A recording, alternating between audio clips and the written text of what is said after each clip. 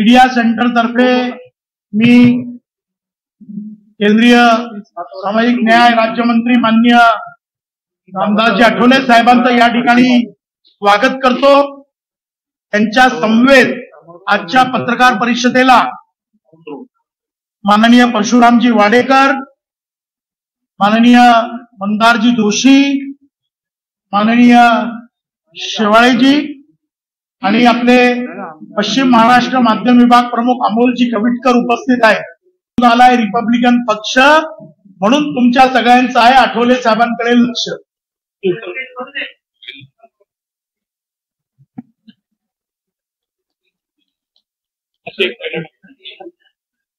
नाही अशीच असते त्यांनी सांगितलं असं बॅकसाईडला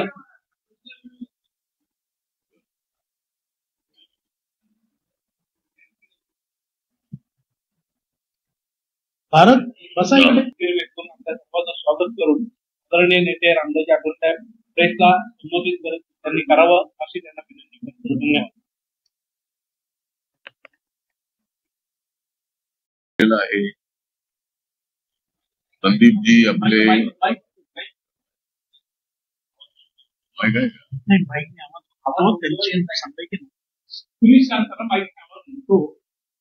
तर नाही जरी आवाज म्हणून जरी आवाज तरी आवाजामुळेच माणूस जमतो। या ठिकाणी आपण सगळेजण उपस्थित आहात। पत्रकार म्हणजे आमचं हेलिकॉप्टर झालेले तरी मी संदीपच्या आग्रहाखातर आलेलो आहे। आज या ठिकाणी पत्रकार परिषद होत आहे। काल मी पुण्यामध्ये होतो आणि आदरणीय प्रधानमंत्री नरेंद्र मोदी यांनी पुण्याच्या संबंधामध्ये अत्यंत महत्वाची भूमिका मांडलेली आहे। पुणे शहराला अत्यंत चांगल्या पद्धतीने डेव्हलप करण्याची भूमिका त्यांनी मांडली। पुण्यातली जनता जी आहे ती जनता कोणी यावं लोकशाहीमध्ये प्रत्येकाला अधिकार आहे, पण या निवडणुकीमध्ये आम्हाला विश्वास लोकसभेच्या निवडणुकीमध्ये मात्र मोठ्या प्रमाणामध्ये गैरसमज बसवण्याचा प्रयत्न करण्यात आला होता। संविधानाचा मुद्दा सातत्याने पुढे करण्यात आला होता आणि आता संविधानाचा मुद्दा राहुल गांधींच्या माध्यमातून पुन्हा छेडला जातो। तरीही सर्व लोकांच्या लक्षात आलेलं आहे की संविधान कुणीच बदलू शकत नाही। भारतीय जनता पार्टी वाले संविधान बदललेला आरोप करण्यात येतो। नरेंद्र मोदीजी संविधान बदलण्यापेक्षा संविधानाला मजबूत करणारे नेते आहेत। बाबासाहेब आंबेडकरांच्या बद्दल त्यांना प्रचंड आदर आहे, संविधानाबद्दल त्यांना प्रचंड आदर आहे। त्यामुळे संविधान कुणीच बदलणार नाही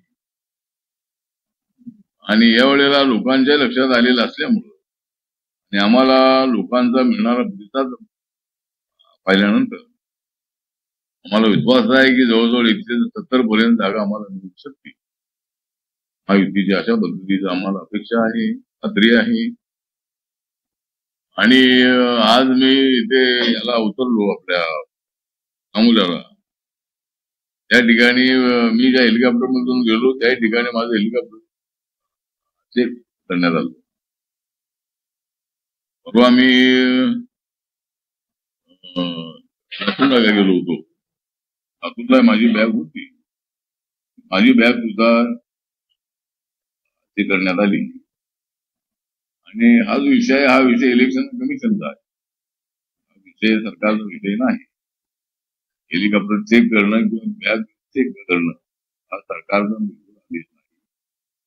आतापर्यंत देवेंद्र फडणवीस यांचंही हेलिकॉप्टर चेक केलेलं आहे। मागच्या निवडणुकीमध्ये अमित शहा यांचं विमान चेक केलेलं आहे आणि एकट्या माननीय उद्धव ठाकरे यांचं मुद्दाम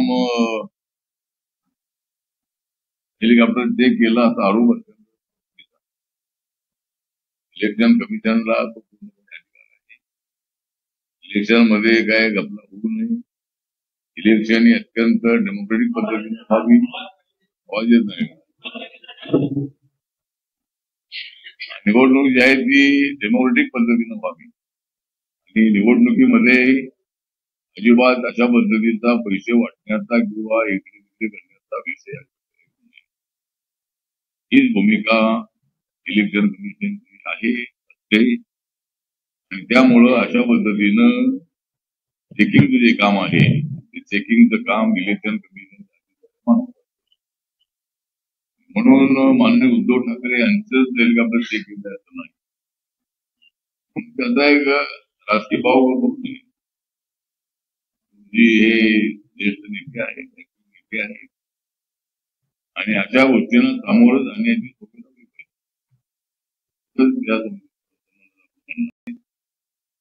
आणि आम्हाला दिली आहे. या देशाची इकॉनॉमी 5 नंबरवर आलेली आहे. इकॉनॉमी 3 नंबरवर आणण्यासाठी या 5 वर्षामध्ये सर्वच जाती धर्माच्या लोकांना न्याय देणाऱ्या विरोधकांनी खोटे आरोप करू नये म्हणणं आहे. माझ्या पक्षाला जागा 2 मिळालेल्या आहे. अजूनही जागा 4-5 मिळाल्या अपेक्षा करतो. पण माझे सगळे कार्यकर्ते कामाला लागलेले आहेत. काही कार्यकर्त्यांमध्ये नाराजी होती आहे. मी त्यांना समजावून सांगितलेलं आहे की आपल्याला आणि आपल्याला सत्ता आल्यानंतर सत्तेचा जबाब मिळणार आहे. एमएलसी निर्मल पदर होतील आणि सदस्य आहेत. बाकीच्या ज्या काही गोष्टी सत्तेच्या जबाबदाऱ्या आहेत त्या महापालिका जिल्हा परिषदेच्या आहे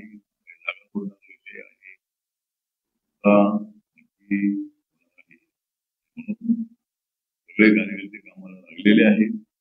जो भेदाभेद आहे आणि समाजाला एकत्र करण्याचा प्रयत्न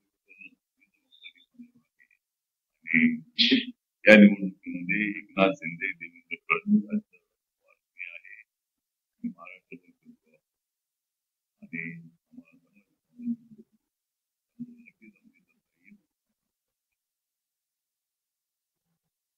पक्षामध्ये फार कमी आहे.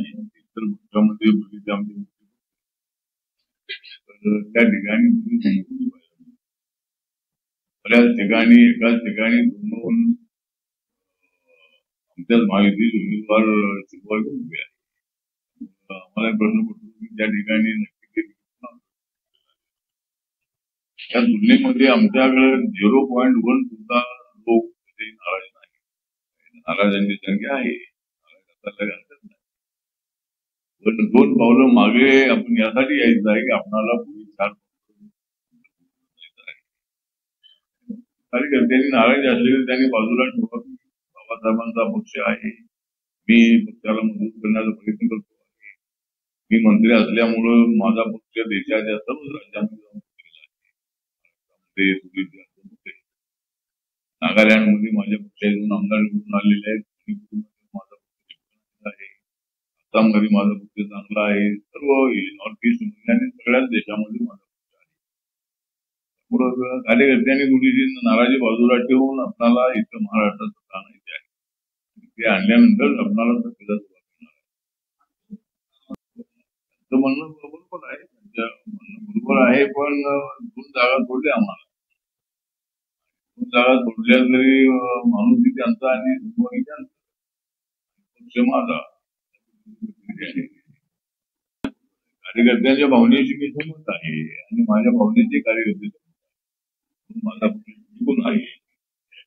माझ्या पक्षामधून म्हणून आपल्याला सांगितलं की बाकीच्या 3 पक्षातल्या अनेक लोकांनी पक्ष सोडलेला आहे. भाजप, शिवसेना आणि राष्ट्रवादी काँग्रेस. अनेकांनी पक्ष सोडला, अनेकांनी बंडखोरी केलेली आहे. माझ्या पक्षामध्ये तेवढं प्रमाण अजिबात नाही. कायमचाच होऊ नये. आपल्या मताची मी सहमत आहे की कायमचं आमच्या पक्षाला दुर्लक्ष केलं. माझ्या पक्षाचे सुद्धा कार्यकर्ते आहे आणि मी इथं आहे म्हणून ते त्यामुळे मला असं वाटतं की पुढे तरी आम्हाला अशा पद्धतीने आमच्यावर अन्याय होऊ नये